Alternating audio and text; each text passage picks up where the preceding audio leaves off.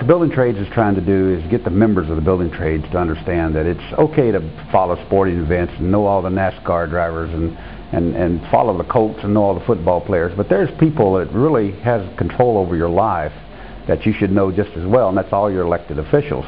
And Andre Carson is one of the people that we're trying to get elected to Congress because he is a friend of the working family, and he understands the issues. He's a good man, he's a peaceful man, and he really understands what working families have to go through.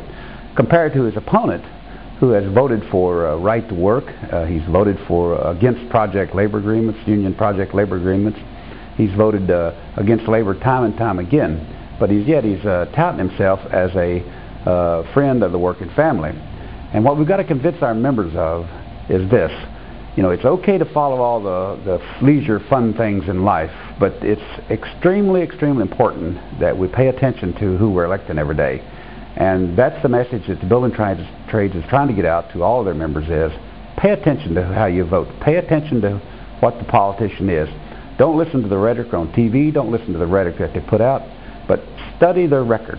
And that's one of the things that the National AFL-CIO and the Indiana State AFL-CIO does very well is that they study records of the politicians so they know how they vote, they know what they stand for, and then we try to get that information to the member.